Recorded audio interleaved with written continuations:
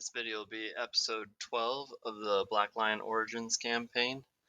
In the last episode, we made our way into the Vlandian kingdom and started raiding peasants and villages. The reason why we're feeling comfortable and safe in doing this is that we tracked a fairly large Vlandian army into Sturgeon territory, and they're currently sieging a Sturgeon castle. So that means that a good chunk of the Vlandian nobles are going to be occupied in that army. So we should be fairly safe, in like as safe as we would ever be, in coming and raiding these villages. And the reason why we want to raid these villages is so that we can increase our warband size, but also level up the recruits that we are able to force the notables from the villages to give us.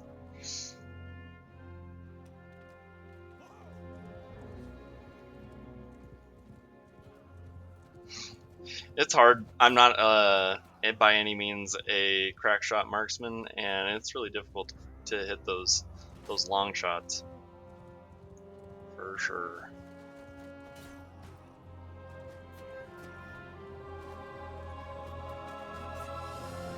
But it's always worth trying, because it's athletic skill that you just leave lying on the ground if you don't try. Every once in a while I get a kill doing it, or at least a hit. Ooh. Catild here is hot on our trail. And she gave up for a bad job, though. We're Battanian, so in the forest we get the negative 50% to the debuff that other people that everybody gets in the forest. So we were able to stay ahead of those Vlandian warbands, and in fact she decided that we were too quick for her and ran off to do other things. I'm going to set up my archers up here next to the edge of the map, not because I'm trying to like exploit the the AI and the way it behaves, but because it's the farthest up the hill that I can place them. So the more walking distance up the hill I can place my troops from the enemy troops, the better advantage I'll have. That my guys will have more time to shoot at them that way.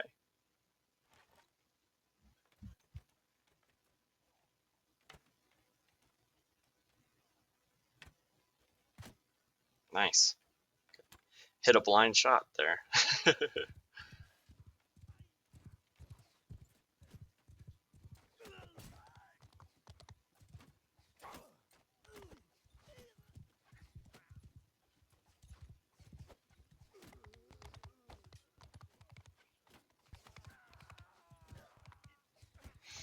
It'll be nice when I get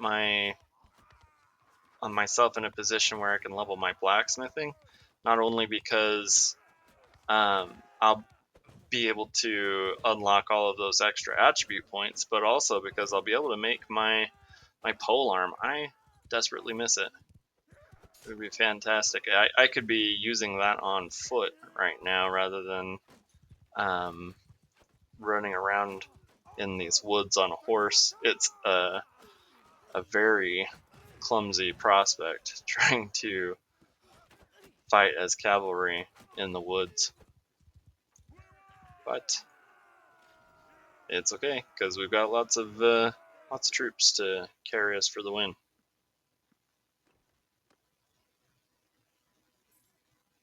We're getting close to enough troops that we could maybe think about fighting a nobles warband, but I'm not positive that we would have enough troops that are leveled up enough to make that a worthwhile thing. Look at that, we've got 23 recruits. We've certainly are best served to just continue to raid these villages, and in so doing, level up our troops in the process. So I like to set my archers up in a row of 2 in a spread out formation, because in a row of 2 in a spread out formation, everybody's got a line of sight on the enemy. And then I like to set up my horse archers directly behind them in the same formation. I mean, it doesn't matter what formation I use right now, because I've only got 2 horse archers. But the reason why I set them up behind my regular archers is because they are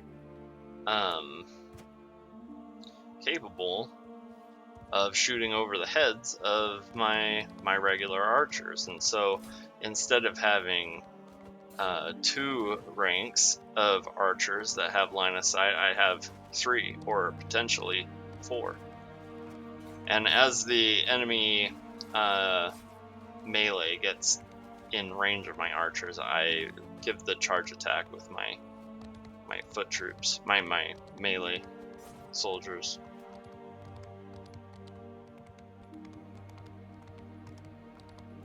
We sustain a little bit of losses that way, but it also puts us in a position to level our troops.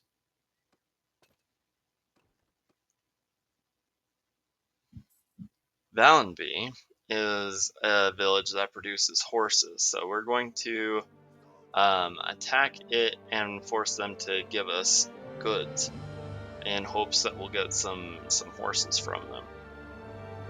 You'll notice I don't ever do the raid village option. It's hugely time consuming, and you do get very little EXP out of it.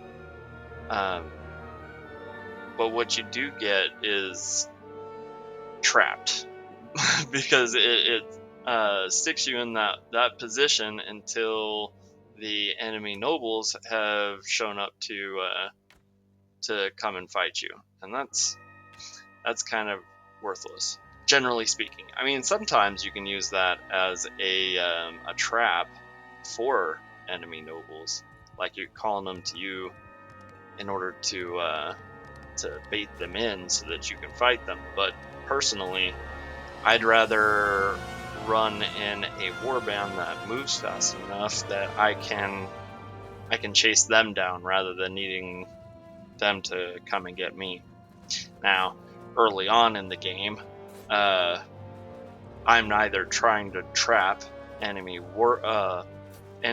lords' warbands, or am I trying to, or am I able to move so quickly that I'm able to catch people? Because I haven't leveled up my scouting skill to a degree that would help us move quickly on the world map, and we haven't accumulated enough horses in our inventory in order to increase the map movement speed of all of our troops. But as we get these troops leveled up, you'll see we've only got 16 infantry now. It means we're ranking them up. They're going to be they're going to all be archers soon. And as they do get all to be archers and high rank archers, we'll be able to start taking on caravans fairly reliably without sustaining too many losses.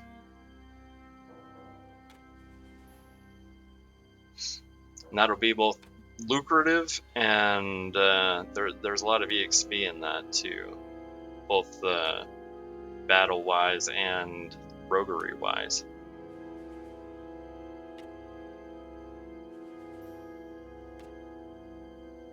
and comparatively, you get a good chunk of renown for taking down caravans versus villages.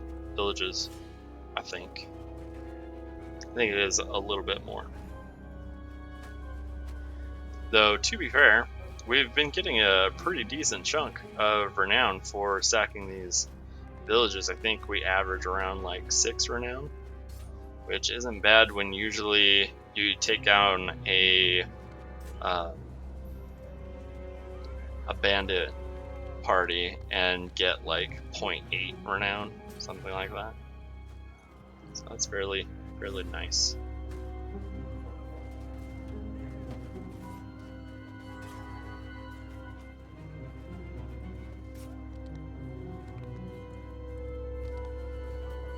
And when we get these our troops injured and not killed, that's actually fantastic for us, because then we can be leveling the medicine skill. Medicine is really hard to level until you get to about until you get to 75th level in medicine, because then you can get a perk that makes it so that you gain medicine exp for killing enemy troops. And that's why we're putting our focus points into medicine right now, after having completed all of the focus points for our combat skills. We're now looking to get medicine, scouting, and roguery. Those are going to be the next 3 important.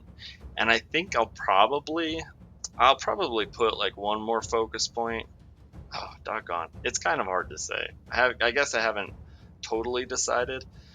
I really want to get to 75 scouting also, because that I can get the forestkin perk at that point, which will make it so that so long as I've got at least 75% of my warband as foot troops, which I do, they're all archers, and then my warband will not suffer. When you pair that perk with your Battanian racial perk, you don't suffer any movement speed decrease in forests at that point, which is a pretty darn big deal. You can use that to make it so that you can catch warbands that are much faster than yours. You just wait until they enter forests, and then they're at your mercy.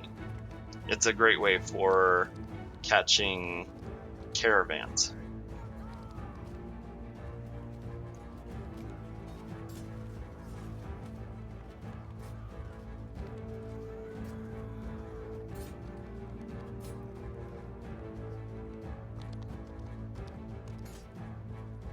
And coincidentally, raiding caravans is actually a great way to force towns to rebel. Hopefully, I mean, I'm sure that at some point I'll get to the point where I can show you the effect that can have. It's pretty cool. It's cool because then when towns start to rebel, you can then go and take them for yourself.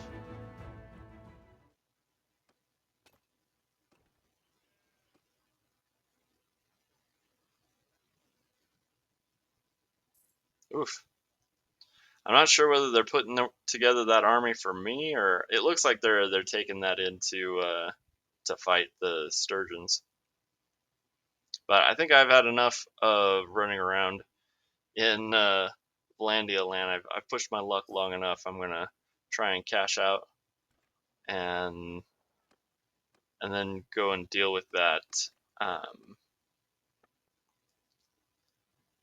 that gang alley that we need to defend.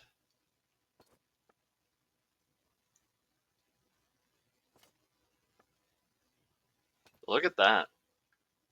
Nearly 15,000 gold for that little run we had, raiding actually 15,000 gold for raiding the Vlandians. Can be quite lucrative. We've certainly got enough to get married if we can convince a wife to that we're awesome, and then all we have to do is talk to her clan leader. We've certainly got enough to get married under those circumstances.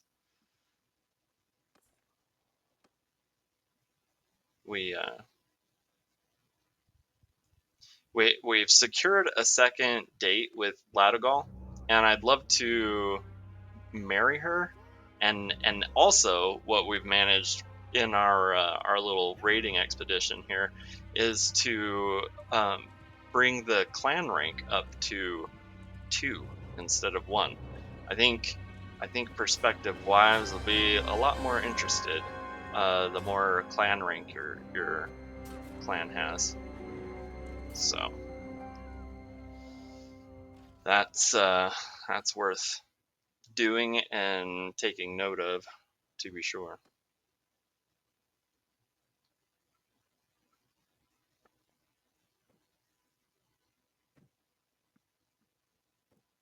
Now that we have our warband up to 71, we're going to increase the base that we keep our food stocks at up from 2 to 5 per food type.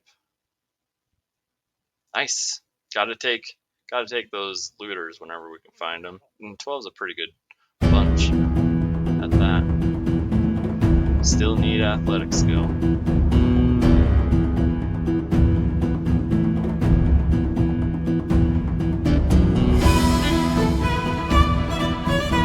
We got this bracketed shield.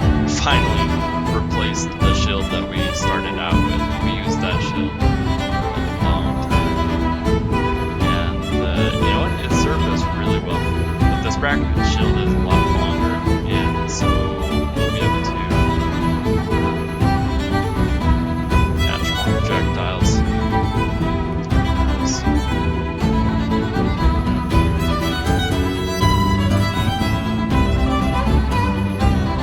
We're at 162 athletics, which means we're 13 athletic skills off from getting the extra endurance point from the athletics perk tree, and that'll mean that we can start thinking about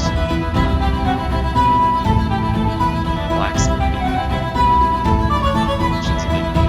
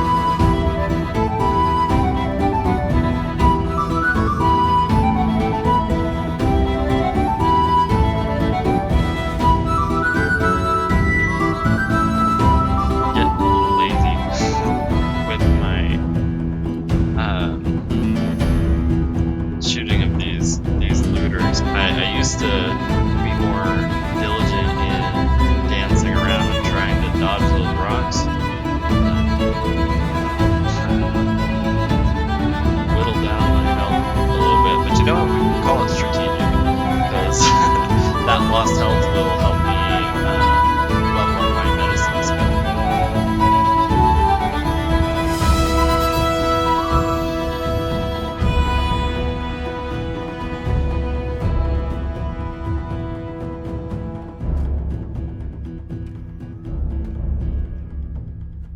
This has been episode 12 of the Black Lion Origins campaign.